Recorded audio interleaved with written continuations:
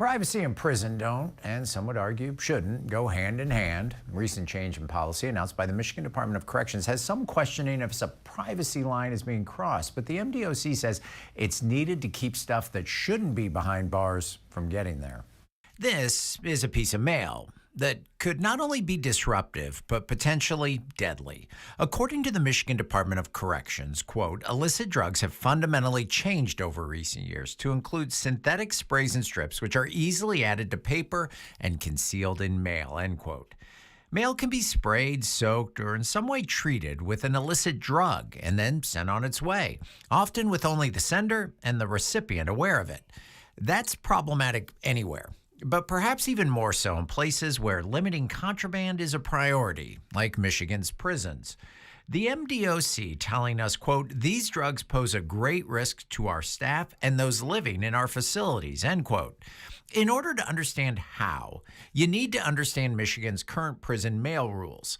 Since 2020, all standard personal mail to an inmate was opened by a prison employee, photocopied, and then that copy was given to the inmate to read.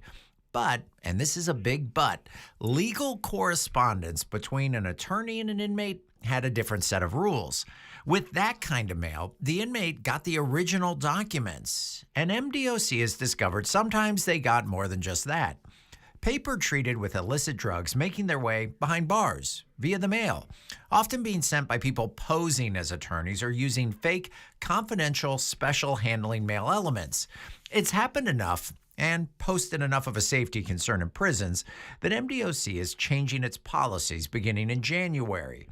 All incoming mail for inmates will now be photocopied and original documents, and those potentially treated with drugs, retained by the prison. According to MDOC procedures, quote, the original mail will be immediately shredded in front of the recipient and then disposed of in a secure location by MDOC staff, end quote. The MDOC declined our request for an interview, but did provide the following statement, quote, this is a common sense policy that will reduce the chance of sickness and deaths by those who come in contact with these substances, end quote. Now, this new policy will be enacted on January 5th, 2026. Again, sending drugs to any MDOC facility is a felony, and the department supports prosecution in every case.